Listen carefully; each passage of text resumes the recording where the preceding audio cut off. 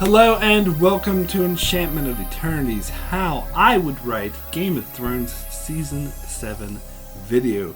In this video I will talk about how I would have done Game of Thrones Season 7 if I was the master of Game of Thrones Season 7. Those familiar with my channel and my coverage of Game of Thrones Season 7 will know that I was not very pleased with Season 7.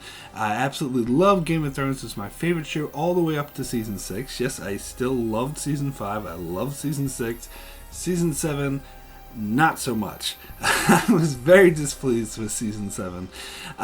So I decided to see, well, since I was very unhappy and I did a lot of videos talking about why I didn't like Season 7, why don't I do a video saying about, well, what could actually would have been better? What could have been done to fix Season 7? What did I want or expect to see? Now, I will give it a few acknowledgments right up front.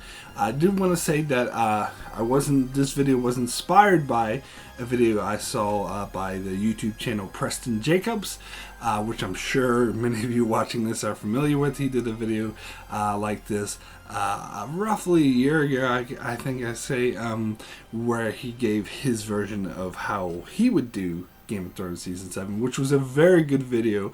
I would highly recommend checking that out if you haven't seen that. And it got my juices flowing because I really enjoyed that video. I think what he came up with was better than Season 7. But when I was thinking about how I would do it, I would do it a bit differently. So I got my sort of juices flowing and I was thinking about how I would write Season 7. Now, this is a video I've been planning to do for almost a year now because it's been over a year since Season 7 aired. And I've been thinking about doing this video for quite a while, but I kept pushing it off. I kept procrastinating because I knew it would take a lot of effort because I'm basically writing a script or writing an outline at the very least of the entire season of TV, so it was a lot of effort and I'd been really busy, so I kept pushing it off. And then of course I got to a period where I didn't want to think about Game of Thrones because I was so disheartened by Season 7. But I am finally getting around to it now, and I've come up with my idea for how I think Season 7 should have gone. Now, obviously, I know a lot of people are going to disagree with certain decisions I make because it's sort of my choice. I'm not a professional writer. I'm just some guy at home spouting out what is basically fan fiction. I won't deny that. This video is basically just fan fiction. But the thing is that I think, not just Preston Jacobs, not just myself, but I think a lot of people I could come up with what could have happened in Season 7, and it would have been better than what Season 7 actually did. I just think that the writers put such minimal effort in it, which is a shame because the show has been like the pinnacle of good writing up until the season. So by the way, feel free to leave your versions of what you think would happen, what should have went down in Season 7 in the comment section below. I'd love to hear about that as well. And I'm sure whatever anyone comes up with would probably be better than what we actually got with Season 7. Now, that being said, I didn't think Season 7 was absolutely horrible all together, all the way through. I think there were a lot of good aspects, so I just took those good aspects, built on them, and improved upon them in my humble opinion. So this is just my version, as I say. I know not everyone will agree, and that's fine. You know, leave your disagreements in the comment section below as well. But anyway, I just think that this is how Season 7 should have went. So first thing I'll mention is that I'll be doing my coverage of how I would write Game of Thrones Season 7 in 3 parts. So part 1 will cover my version of episodes 1 through 4. Part 2 will cover my versions of episodes 5 through 7. And part 3 will cover my version of episodes 8 through 10. So the first thing you might be thinking is like, wait a second, Mark. There's only 7 episodes in Season 7. Well, that's the first thing I would change about Season 7. In fact, I would say that is the most vital and important thing that needs to be changed about Season 7 is that it needs to be 10 episodes. Now, I know that the showrunners and producers and people attached to shows gave a lot of reasons why they reduced it to 7 episodes, because they said, they had 13 episodes left to tell, so they decided to split those 13 episodes over 2 seasons. Where watching the actual season 7, I see that's clearly not the case. I think it wasn't so much as they had 13 episodes left of story, it was so much as they had 13 episodes left of intentions of actually wanting to work on the show. That they want the show to be done and over with in 13 episodes, so they have to find a way to cram the story they have left into those 13 episodes, and I think that is extremely relevant, or extremely obvious in the last 3 episodes of season 7. And I think in order to do this season justice, you needed to have the standard 10 episodes that every other season of Game of Thrones had. And so that is the very first thing I changed. In fact, doing this outline, I think I noticed specifically how changing it from 7 to 10 episodes fixes so many problems. It solves so many problems. It makes it very evident to me that they needed more time to tell this story, and it was sort of a lack of effort or whatever. But a lot of people may say, well, actually there's a lot of practical reasons, because they had a lot more special effect heavy things, a lot more fight sequences, it takes more time to do, costs more money, and that's why they had to reduce it to 7 episodes. So several things I have to say. Even though there is like a battle sequence, I do add in another battle sequence in my version of the script, but most of it is like character based dialogue scenes, which don't cost that much money to make. And as for time, well, just push it back a year like they did with season 8. Honestly, if they want to take 2 years before they release season 7, I would have much rather prefer that they do that rather than coming out with a subpar season 7 in 1 year. I'd rather get a noteworthy season, a good season 7, even if it takes 2 years, even if it takes 3 years. They say they have to take 3 years because there's more battle scenes and there's more budget and they have to accumulate the money. Fine. I'd rather it take 3 years than they not get it right. Personally, that's just me. Anyway, enough of the preamble. Let me get into... So I'm going to go episode by episode. When I do each episode, and rather than go through it in chronological order, just the way I arrange my notes or whatnot, I'm going to do it through different character storylines. So I'll cover one storyline, and I'll cover the other storyline of each episode. Sometimes it'll get a bit confusing because sometimes there's crossover, so some events I'll be out of chronological order because I'll cover, say for example, all the events with Jon Snow, and then I'll cover all the events with Daenerys, but sometimes those intersect, so they'll have so I'll mention events that happened before or after events that I haven't mentioned yet, or whatever. You get the point. So, but that's just the way I formatted my notes, so that's just the way I'm going to format this video. Anyway, let's get started.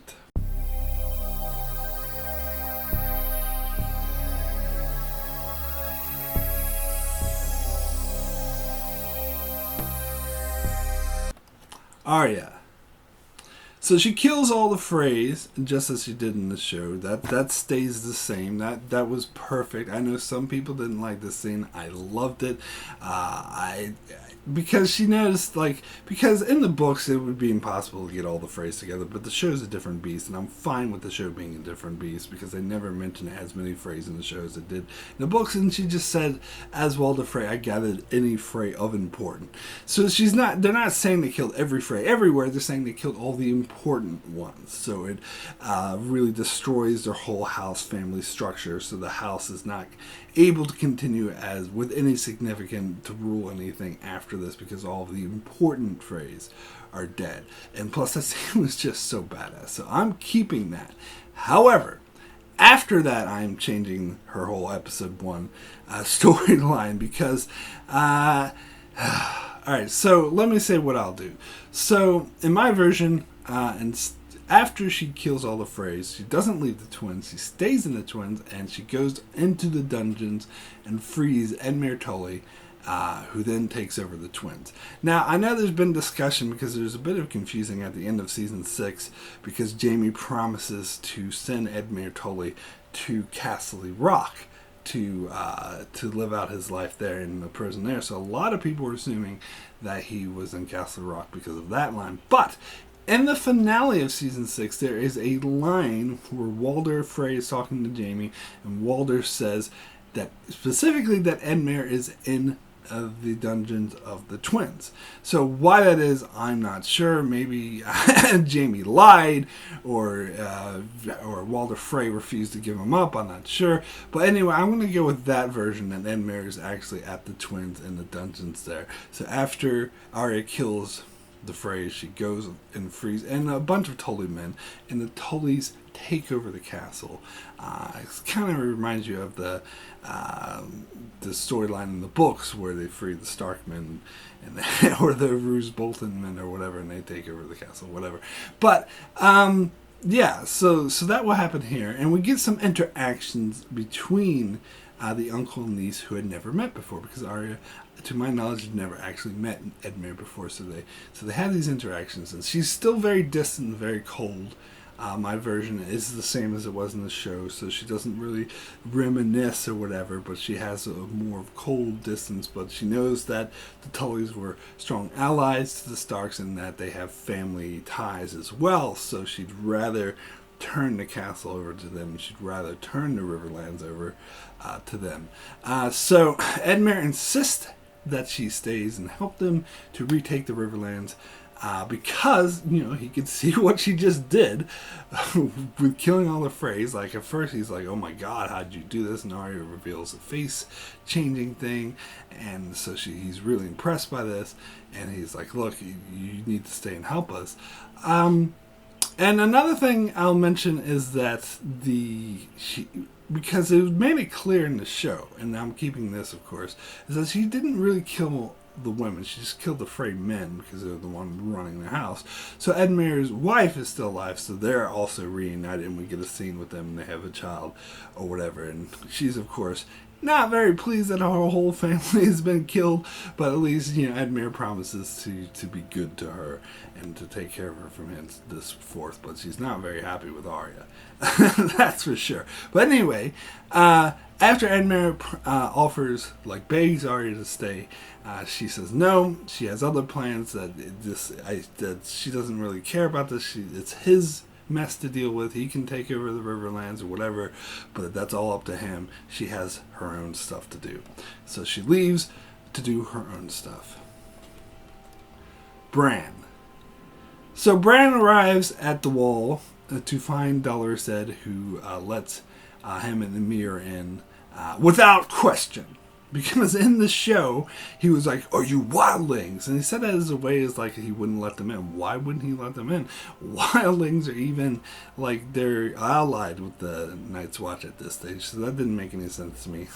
And plus, it seems like the only reason he let them in is because Bran had to prove that he was Jon's brother or whatever by quoting prophecy, which again doesn't make any sense. They have a brief interaction here at the wall, but he doesn't make it like a challenge that he has to prove himself in order to get into the wall. Of course he's going to let him into the freaking wall, but he is curious about the fact that he's Jon's brother, and I think he recognizes because he knows that Jon's brother was paralyzed and couldn't walk. Cersei.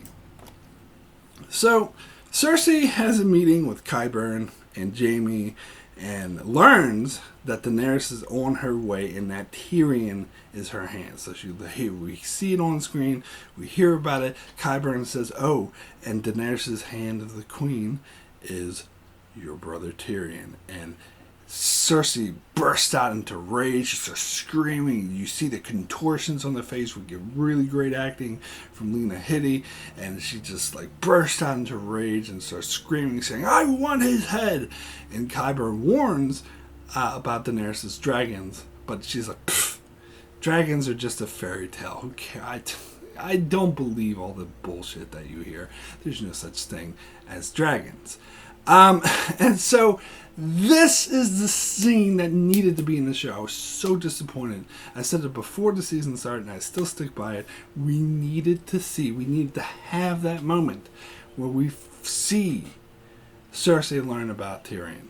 Because this is a very important character dynamic. Her hatred towards Tyrion is a very important thing in the show, and I think it was a great disservice that the show skipped over this. And at the very first time we see Cersei in season 7, she was already well aware of this fact and just states it matter-of-factly, and that's BS. We needed to see it, so my version, we see it. So, also at this meeting, Qyburn informs her of the death of all the Freys, whom they assume were somehow killed by the Tullys, who are now trying to take over the Riverlands. Cersei orders Jaime to send troops to the Riverlands to stop them. Jaime argues that this will spread the Lannister forces too thin, with Daenerys on their doorstep about to invade, but Cersei isn't worried and says she has a plan for that. Now, this is another important thing I think we needed, because they were kind of vague about what happened in the Riverlands after Arya killed all the Freys, which kind of annoyed me. They needed to be a bit more specific about this sort of thing, and the Lannister response. I mean, they had that stupid scene with Ed Sheeran, which, by the way, not in my version, because that was just a shameless way to put in the cameo of a pop star. If you want to put Ed Sheeran in, put him in somewhere else in the background where it's don't create a whole scene that's irrelevant just to have him. But anyway, in that scene, they mentioned something about how the Lannister troops were there to secure the Riverlands. That's too vague. I need to actually see Cersei and Jaime talk about what they're going to do, how they're going to send troops to the Riverlands. And it makes sense, like in the show, they never really speculate on who killed the Freys or how they died. They're just like, oh, I don't know, which is stupid. Here, it makes more sense that they assume it's the Tullys, since the Tullys are taking over the twins and trying to take over the Riverlands. Of course, it was them. So they are still very ignorant about Arya, and I like that. Anyway, Jon and Sansa. So Jon and Sansa scenes would remain the same. Their episode 1 scenes would remain the same, with a few exceptions. Instead of giving the wildlings each watch, he gives them the Dreadford and its land, so that young and old free folk can use the land to farm and make their home. But in exchange, they have to agree to send their warriors to the wall to man some castles that has since been abandoned. So basically, all the scene, the big council scene with Jon and Sansa, and Jon wants to forgive the Karstark and Umbers, and Sansa's really against that. All that says that was good, but when it comes to the wildlings, it didn't make sense to me for them. Oh, you can have Eastwatch, because the Night's Watch already had Eastwatch. It's been established in the show that the Night's Watch has 3 castles, the Shadow Tower, Castle Black, and Eastwatch. So what happened to the Night's Watch that was at Eastwatch? Did the wildlings come and kick them out? Did they somehow just, screw this, and went home? It doesn't make sense to me. So I'm following the model more of the book, which I did like, which actually did this way back in what would be for the show would be season 5 material when Stannis came in, is that they have the wildlings come in to man the castle and rebuild all the castles, the abandoned ruins castles, and rebuild them. I mean, they kind of mentioned this in season 5 with Jon Snow sending Janos Slint, to command the castle, but it made no sense. There was no context to it. It didn't make any sense to me. It's just all of a sudden, go to this castle. Well, here we actually say what they're going to do, and which makes sense, that he would want to fortify the wall. Because as much as in the show, in season 7, as much as Jon talks about defending against the White Walkers, we rarely see him actually doing anything to support that defense. So this makes sense. We actually see him do something to help prepare or keep the White Walkers on their side of the wall. It's going to shore up so they have more eyes on the wall, so they're there. That makes a lot of sense. Now, as far as giving the wildlings the Dreadford, because they never explain what happened to the Dreadford, and I know that they would have to kick out all the other families, or not families, but all the other people living there who weren't necessarily, attached to the Boltons. But the Boltons were so disgraced that he'll at least, even though Sansa was pissed off at him for letting the Karstarks and the Umbers keep their shit, he's at least gonna kick out anyone associated with the Boltons and give the castle entirely to a totally different family. Well, not even a family, the Wildlings, which a lot of Northerners would feel is disgraceful, but of course, the Wildlings sort of helped out with, or the Free Folk, if you want to prefer, they helped out with, with Jon with the retaking Winterfell. So it makes total sense, and that they would just, here's a castle, and you can have the whole lands to farm, or whatever, and put all your children and old people can't fight, but all your able-bodied warriors, they have to go protect the wall. Makes sense to me. Anyway, Jon Snow demands all the northern houses send men to supplement the Night's Watch. Seriously, and their depleted supplies and their armies, because the Night's Watch, we had like 100 people on it, or at least at Castle Black. Like, it was very depleted. Nobody gave a shit to him. This was something that was being clear throughout the seasons. So he's ordering the northern houses to send men to rebuild the castles, send supplies, send food. Again, preparing for the White Walker invasion. Makes total sense that he actually would do something to prepare for the White Walker invasion. Sam and Gilly. So, this established Sam at the Citadel with Archmaester Ebrus. Just basically the same, we got in the show, although we don't get a poop montage. Instead, we see Sam with a bunch of fellow students, because that's something we didn't get in the show. He's just hanging around Archmaester Ebrus the whole entire time, but we actually see him with other students, like maybe having lunch together or something. And the other students are making fun of Sam for his claims about the White Walkers. They totally don't believe him. But there's one guy, this one quiet, shy guy, that is Sam can kind of tell actually does believe him. Sam tries to talk to him a bit, and he's like, yeah, sure, I had no reason to doubt you. And then he meets Jorah, just as he did in the show, with the creepy hand coming out of the thing. We'll keep that. Nothing about the Forbidden Library there. That happened in episode 1 of the show. I'm going to reserve that for a bit later myself, so that doesn't happen in episode 1. The Hound and the Brotherhood without banners.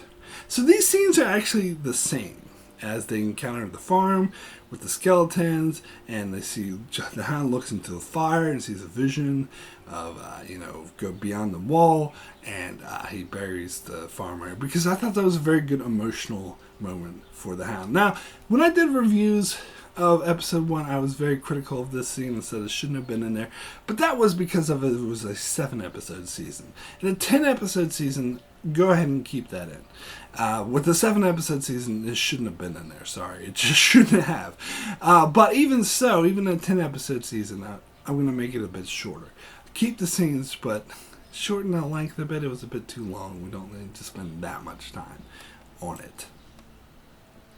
Daenerys.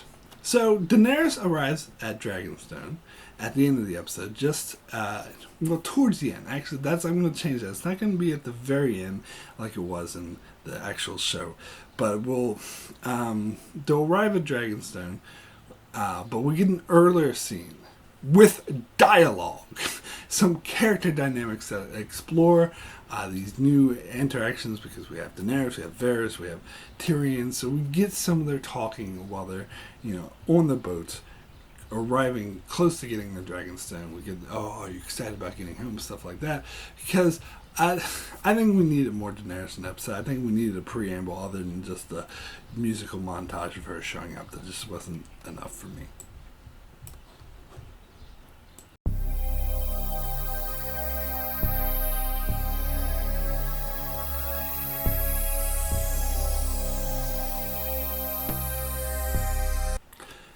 Daenerys. So we get the same kind of scenes with Daenerys stressing down Varys and making him prove his loyalties, and he reacts to Sam and whatever and says he does whatever is good for the realm. But the major difference is that they treat this conversation more like a continuation or conclusion of an ongoing discussion that they've had. And they even make some references to some off-screen previous discussions, because it makes no sense why she would wait all the way, like travel all the way from Marine to Dragonstone, and now finally bring up the fact that she doesn't trust Varys. But so I'll imply, like, we can't retroactively do it before when she's in Marine. I realized in season 6 they were rushing to get to her, and they wouldn't take the time to stop with having her talk with Varys. But just imply that they started this conversation before but never finished it. So we see the finished, like the conclusion of this conversation. So it's the bulk of it. It's the meat. It's what we need to see on screen. The rest of the stuff we don't really need to see on screen. But just acknowledge that they had brought up the fact that Varys can be trusted before. So Melisandre arrives at Dragonstone, just as she did in the show. She has very similar interactions with Daenerys, except in my version, she isn't vague about the White Walkers. Instead of focusing on Jon Snow, King of the North, she focuses on the White Walkers, saying that you need to stop the White Walkers, White Walkers, White Walkers, White Walkers. Also, Jon Snow can help you, White Walkers, White Walkers. But when she does mention Jon Snow, Varys is already well aware that he is king in the north. In fact, he mentions it before she does. She says Jon Snow, and then Varys is like, oh, he's king in the north now. Because Hot Pie is not better at Varys' job than Varys is. I'm sorry, he's just not. Anyway, Daenerys is dubious with Melisandre at first, and kind of just humors her, but doesn't take the White Walker threat that seriously.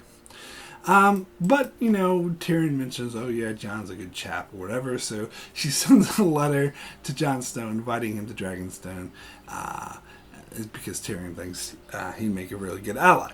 So they have a meeting with Arya, Sand, Lady Olenna, Yara, Greyjoy, and Theon. This scene stays exactly the same, down to like Daenerys conferring with Lady Olenna afterwards, where Lady Olenna says you have to be the dragon.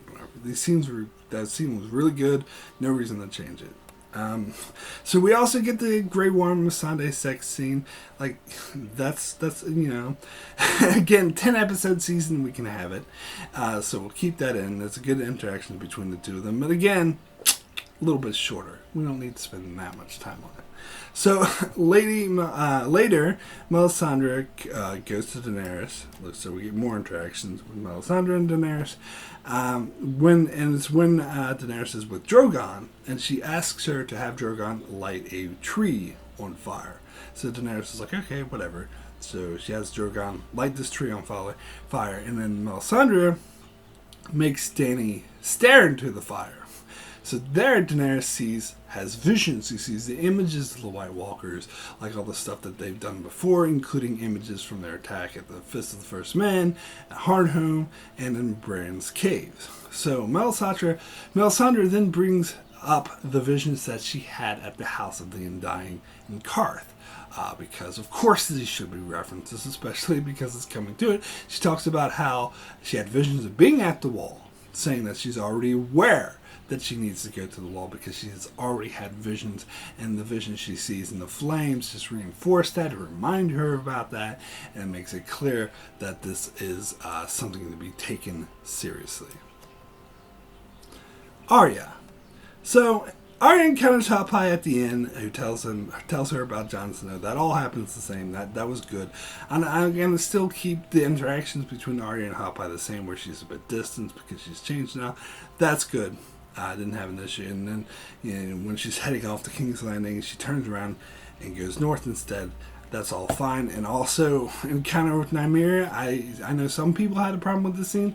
I didn't. I loved it. I think it was great. I think it showed her trepidation of returning home, and it's actually good to get resolution on whatever happened to Nymeria. So I'm keeping that exactly the same. So basically, Arya episode 2, I'm not touching that. That's exactly the same as it was in the show. Bran. So we get more Bran in episode 2. It shows, we see a scene of him having a meal with Dolorous Edd. They actually have more interactions where he learns more about him being Jon's brother and what he was doing beyond the wall, and stuff like that. And Bran warns them about the Night King is coming, and they need to prepare. So Ed sends a raven to Winterfell, letting him Winterfell know that Bran has arrived because, of course he does. Why wouldn't he? Why didn't he? That makes no sense to me. Don't tell me. Oh, it's because the Night Watch don't have a maester, so they're not capable of sending ravens anymore. BS. Sam used to send ravens all the time, and he's not a maester. Surely they would have some other fat guys sitting around Night's Watch who is capable of doing what Sam can do, and they send ravens to Winterfell. So don't give me that. They send ravens because of course they would. You find out that their rightful lord, basically, that the Stark has arrived when everyone thought he was dead. Of course they're going to frickin' send ravens. But anyway, so Bran leaves to go to Winterfell. This is a bit later in the episode. Just as the wildlings and the northern armies arrive at the wall. So Tormund is arriving at Castle Black and he sees Bran, whatever. But, you know, and maybe like Bran has a quick interaction, something weird to say to Tormund that freaks him out. And then he gives Dolorset another warning and then leaves to head down to Winterfell. Sansa and Jon Snow. So, the Jon receiving the letter scene from Daenerys, that stays the same, except Davos brings up right there that Dragonstone has dragon glass. Because of course Davos would. Why the hell would he not? Because he lived on Dragonstone for many years. He knows full well that there's dragon glass on Dragonstone. And as soon as he hears that Daenerys has made that her base and she's asking for an alliance, he would be like, well, that's important information that you need to know. I know it. Why wouldn't I tell you? Makes no sense the way they did it in this show. But anyway, so instead of getting a scene of Jon receiving a letter from Sam, which again, Sam just, oh, there's dragon glass on Dragonstone. No shit, Sam. That's gone from my version. Sorry. So anyway, instead of getting a scene of that, we get a scene of Jon going to Sansa in private to tell her about his decision to go to Dragonstone, which is mainly motivated by the dragon glass. So Sansa raises her objections there in private, but Jon tells her that he's leaving her in charge. Now, episode 1, I kept like the Jon and Sansa fighting over the Stark numbers. I kept that in the public domain because it made sense for that episode. But in the show, they repeated the same beat as like these two, like they talked, even had a scene where the two of them talked afterwards. And they tried to come to an agreement. But in the very next episode, they do the exact same thing. Jon makes the exact same mistakes of not conferring with Sansa, and Sansa makes the exact same mistakes of contradicting him in public. So in my version, these two are not idiots. They actually learn from their mistakes, and so Jon knows to confer with Sansa first instead of just blurting things out to everyone, and Sansa knows not to contradict Jon in public. So to me, I mean, I think the reason the show just repeated the beat like that is because they wanted to hammer home the fact that there's conflict between these two. But I don't think that point needs to be hammered home. I think it's more dynamic if you show that they actually are trying to work together. The conflict is still there, still implied underneath the surface, but just don't have them come off as idiots. So later we get a scene of Jon calling a meeting in the public meeting, and he tells everyone he's going to Dragonstone, and Lord Royce and Lyanna Mormont and Lord Glover are still upset. They tell him not to go, but Sansa actually backs him up because she knew beforehand about this, and she knew beforehand that she would be left in charge of Winterfell. So in the scene with Jon Snow and Littlefinger underneath the crypts, that's all stays the same. That's fine. I think Jon was acting like a moron in this scene, but I think that's what in his character, to be honest. So I'm leaving that all the same. So as Jon is preparing to leave Winterfell, they receive a raven from Castle Black that Bran is on his way, because again, of course, they would get a raven. So Sansa asks Jon to delay his departure, but he says no. He's glad Bran's okay and on his way, but he doesn't have time to delay. He needs to get going, and they'll just see him when he gets back. Sam. So we get the same scene with Abruz saying that there's nothing he can do for Jorah, and Sam learns that he's Jorah Mormont's son. So Sam then talks to his shy friend again and tells him about Jorah. The shy student takes him and talks to him in secret and says that he has learned magic that could cure grayscale, but such practices are forbidden by the maesters and not looked on kindly, so he doesn't want to do it. But Sam tries to talk him into performing this magic on Jorah anyway to cure his grayscale because he's a good man. He's the son of a good man who saved his life several times, but the shy student's too afraid and he refuses to do it. Cersei and Euron. So we get, now in episode 2, we get the giant map scene where Cersei is talking about the enemies to the south and enemies to the north, blah, blah, blah, and Jaime mentions Tommen and stuff like that. Because we get more personal interactions between Jaime and Cersei, because the previous episode, my version, they weren't alone. In this scene, they are alone, except for that dude painting the map, but they don't care about him. So we get more of the personal interactions about Tommen and stuff like that. So Jaime then asks about what her big plan to deal with Daenerys is, and then she brings up how her father taught her the importance of having allies. So then we get the same scenes with Euron Greyjoy, where he shows up, and it plays out exactly as it did in the show. All that was all good. We get the same scenes with Cersei meeting with the Lords of the Reach as well, although I know the Euron stuff is in episode 1, and the actual show and this stuff is in episode 2. For my version, they'll both be in episode 2, but they'll just space it out a bit. So later, after Euron, later in the episode, we'll get a scene with her meeting with Randall Tarley and all that, and then Jaime going to Randall and saying, "Join our side, I want to make you Lord of the Reach." That all stays the same again. Those are good scenes, so I'm keeping those the same. And also, we get a scene with Euron where, after the scene where Daenerys has her conference with Yara and Theon tells him to go to Dorne, we get a scene where we see this Ironborn ship sort of scout out, kind of with this dude on an Ironborn ship with like a telescope looking in the distance, and he sees Yara's fleet leaving Dragonstone, and he goes, "Ha ha, tell Euron." So this is just the way, because a lot of people were complaining, how the hell did Euron find Yara? And I assumed that he had a scout that reported on their meetings and told him about it, so he knew how to intercept them. And I think it actually would help if we didn't have to assume that. If we actually saw, it only takes like a 30-second, 20-second brief, very brief scene of them having this dude, and they could do it all on green screen or whatever, and not even spend that much money on this scene, and have to do with the telescope being, there they are, they're leaving, so we know how they find them. And it foreshadows something's coming. I think the reason why the show didn't do it is because they wanted to make Euron's arrival a surprise, but sometimes making stuff a surprise isn't actually worth it. It's better to foreshadow it, which will come into play a lot more when I do part 2, but I'll get to that later. Anyway, so the actual attack with Euron attacking Yara's fleet and Theon's fleet in their confrontation, that is exactly the same. That was amazing in the show. It was one of my favorite scenes of season 7. It worked out perfectly well with Euron going, "Little Theon!" and freaking out and screaming as the thing crashes. Those were all great, so that stays exactly the same.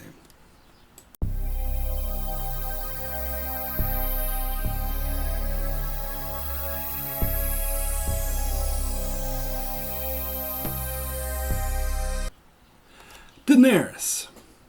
So Jon Snow and Davos arrive at Dragonstone, where Tyrion greets him warmly, and Missandei and Grey Worm aren't being dicks or acting all suspicious or saying, "Oh, you have to leave your weapons," and being dicks to them when Davos tries to make conversation. Instead, they treat him as a dignified visiting dignitary, because that's what he is. So Melisandre leaves as she sees Jon Davos Merchant, the exact same thing we got with her and Varys. Like, all that was good. She foreshadows his death. Keep that the same. And it makes sense that Melisandre would want to fuck off before Jon sees her. So Daenerys receives Jon and Davos in the same setting, like the same throne room, where Missandei says like her 50 billion titles, and she's looking down on them on her high horse or high throne or whatever. And in my version, Daenerys is dubious with Jon and a bit cold, but not outright hostile as she was in the show. She still refuses to call him king. She calls him lord instead, and Davos makes a big deal out of that. And she asks him to bend the knee, but she doesn't react as poorly when he refuses to. She doesn't accuse him of treason. She doesn't try to give him a history lesson. She doesn't confine him to his room and steal his boat or any of that bullshit. Because the whole point of coming here is that he's a potential ally, and that's the whole point of him coming. Not the whole point isn't that he bend the knee. The whole point is that he is a potential ally, which he's still willing to do. So she's still a bit distant. She's still a bit cold with him because she doesn't like the fact that he's calling himself king. But she doesn't reject him outright. She's still willing to hear him out, and so she's still cordial with him. Where in the actual scene she was outright hostile, and that was BS. So anyway, in private, Tyrion urges Daenerys to take the alliance with Jon. Something that didn't happen in the show. But Daenerys, as I said, is still dubious over the fact that he refuses to bend the knee. But Tyrion retorts that they need all the allies that they can get, but Daenerys is still not convinced. So we get the same character building scenes with Jon, Davos, and Dragon, with Daenerys and her advisors, Missandei, all that stays the same. Daenerys takes the threat of the White Walkers, when Jon mentions it, a lot more seriously. That's another major change for the conversation that they had earlier, is that she's not, White Walkers. Because in this version, of course, she's already been convinced by Melisandre that this is a threat, although she doesn't perhaps take them as seriously as she should, or as much as Jon would like her to, but she definitely takes it more seriously than she did in the show's version. And likewise, Tyrion again backs up Jon Snow's character, saying he's not crazy, which he did in the show, so that pretty much stays the same. So Daenerys goes to Jon Snow and talks to him about the White Walkers, and it's obvious that she's taking him seriously, so she lets him mine the Dragon Glass. So it's not a whole thing where she has to be convinced. She's a lot more cordial with them. She wasn't like, oh yeah, you can mine Dragon Glass, but you're still crazy and I hate you, like it was in the show. Here, she's a lot more sort of welcoming and friendly.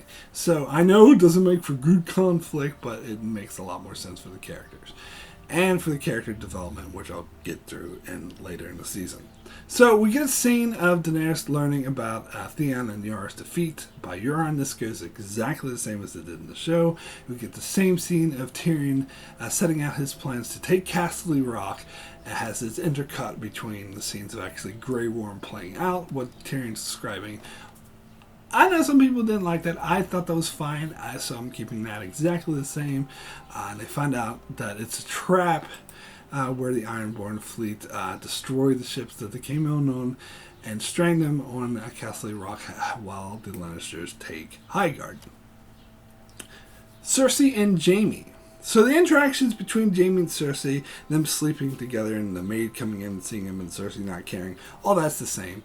That's fine. The scenes with Euron presenting Cersei with Alaria and Tyene Sand, and Cersei poisoning Tyene and forcing Alaria to watch, those are awesome scenes. They stay exactly the same. Those are good. The scenes between Cersei and the Iron Bank, they stay the same. That's fine. It's like, as long as I have my gold. And Jaime sacking Highgarden, those scenes are pretty much the same, but some few changes, few exceptions here. So, before the battle, Jaime confers with Randall Tarly that how they can sneak in soldiers into Highgarden. Like, what are some of the vulnerabilities, some of the gates that they can get into to sneak some troops in, to open the gates from within. And so this would explain how they managed to breach a highly fortified castle like Highgarden without a prolonged siege, better than the throwaway line we get in the show of Tyrell soldiers not being good fighters just because they have like a flower for the sigil or whatever, as they are in fact the second strongest house in the kingdom. So yeah, we'll lose that line about Tyrells not being good fighters because that was complete BS. Instead, we'll get a better explanation because Randall and other Tyrell bannermen had turned traitor, and so they know the weaknesses of the fortress, so they're able. I mean, that's kind of implied to the show, but being implied in this case, I'm sorry, it's not good enough. It needs to be stated outright. Because they focus more, they're not good fighters. That's not going to be said. They're perfectly good fighters. They just had a secret way in. And the battle will be sped through just as quickly as it was in the show. Like, that's fine. And the scene with Jaime giving Lady Orlando poison to kill herself goes exactly the same as it did in the show, because that was a really good scene, so not changing that at all. Sansa and Bran. So, Bran arrives, which Sansa is totally expecting because she had the Raven. She knows he's coming. And so she's there to receive him. And we get the scene by the weirwood tree. That's all the same. Bran turns down being the Lord, and he creeps out Sansa by talking about her wedding night and how beautiful she looked the night she was raped. I know a lot of people had issues. I actually had some issues with that scene. But actually, I'm keeping that. And there's a reason why, and I'll get to that shortly. So Littlefinger gives Bran the dagger, where Bran says chaos is a ladder. I know this happened in episode 4 of the show, but it's happening in episode 3 in my version. Anyway, so Littlefinger gives Bran the dagger, and he says chaos is a ladder. And so Littlefinger takes Bran seriously. Of course he does. This makes no sense in the show why he didn't. He just said chaos is a ladder, something that he should have no idea about. So this is where Littlefinger is starting to get a hint that Bran is a threat. So Littlefinger starts paying people off to say that Bran is crazy. He tries his hardest to manipulate Maester Walken into saying that Bran's crazy, so Maester Walken starts to lean that way. So he tries to convince Sansa that he's crazy, he should be locked away and cared for, and not listened to, which she is receptive to given how creepy he was being. So that's why I'm keeping the creepiness the same, so it gives more credence to what Littlefinger is saying here, which I think plays off the story pretty well. But she doesn't necessarily disbelieve him about his visions, because he was able to tell her details that he should know about. But Littlefinger further tries to discredit Jon to Sansa in private, trashing an alliance with the Targaryens, saying that it would be devastating, that the Northern Lords would never accept it, and they should make plans for the North of the Vale to act alone. Sort of circumventing what Jon wants to do, and focus more on the Cersei threat rather than the White Walker threat, because Littlefinger doesn't think that's serious. So Sansa is dubious, but she doesn't rule this out. She agrees to set this up as a contingency, just in case. Like, I don't want to betray Jon.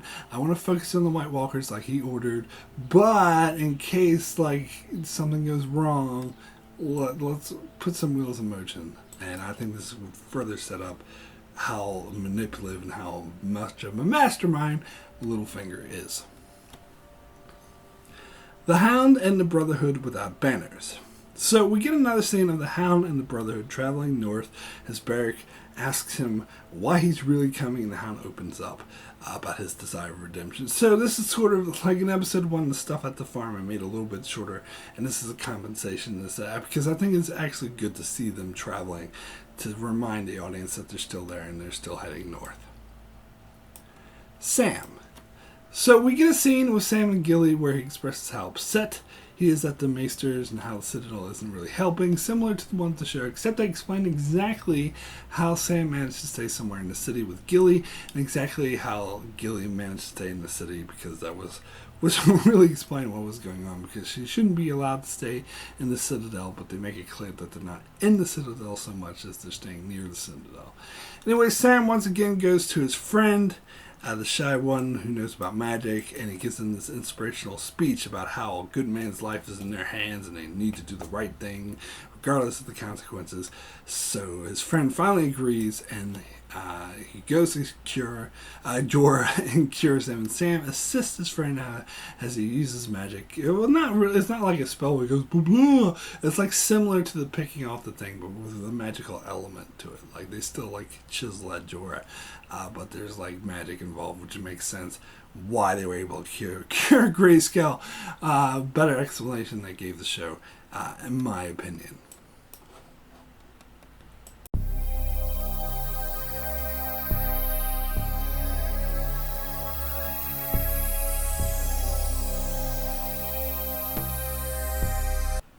Cersei and Jaime.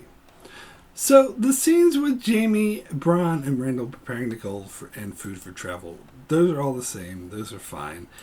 We get a similar scene of Cersei talking with Tycho Nestorus of the Iron Bank at King's Landing, which goes down pretty much the same as it did in the show, with a major exception that the gold arrives before the scene, and we see them actually standing by the gold as the Lannister soldiers loaded up for Tycho, making it clear that the gold got there, because it was very confusing the way they just had a throwaway line by Randall saying, "Oh, the gold's in King's Landing." That's not good enough. It didn't make it very clear. And then Cersei explains that a few riders rode ahead of the train in order to get the gold to them safety, and the rest of the supplies, the rest of the food is still on the way, but it'll be around shortly. They just wanted to get the gold there quick, making it very clear what's going on with the gold. Arya, Sansa, and Bran. So Arya arrives at Winterfell. We skip the stupid guard scene, go straight to her seeking him, because that guard scene was a waste of time. So instead, she sneaks into the castle and surprises Sansa when she's in her little room. So then they visit the crypts together, and they have similar conversations about how they wish they killed Joffrey, whatever, except they talk about Rickon, and they visit his crypt as well, as Arya is just learning about, her brother dying, which was never touched on the show because the show doesn't give a crap about Rickon. Gave him such a crappy death in season 6, but then again, I'm not regretting season 6, only season 7. But at least they acknowledge him, and Sansa says that it was a tragedy, but one that couldn't be helped. And this raises Arya's suspicion. So the conversation with Bran by the weirwood tree, that's exactly the same, where Bran gives her the dagger and whatnot, and they talk about the kill list, and Sansa starts to take Arya's kill list seriously. We get the scene with Bran watching the 3 Stark siblings go through Winterfell. That's all the same. And the scene where Arya fights Bran, they train in the yard, and Littlefinger and Sansa see this and get freaked out because they see Arya has mad skills. That's all the same too. That was brilliant. Loved it.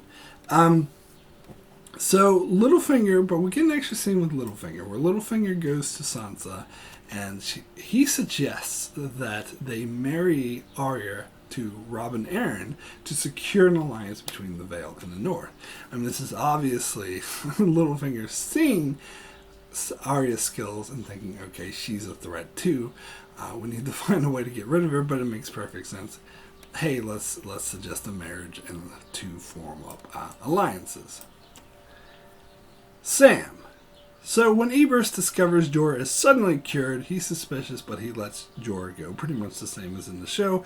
But later, he calls in Sam and says that he knows about the unauthorized practices that his shy friend has done with magic, and so he has been expelled from the Citadel because of it. That is, his friend has. But Sam gets to stay. He gets off with a warning, and he has to do the scrolls or whatever.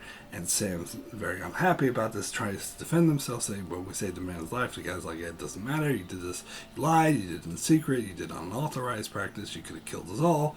So that guy's expelled. You'll get off with a warning.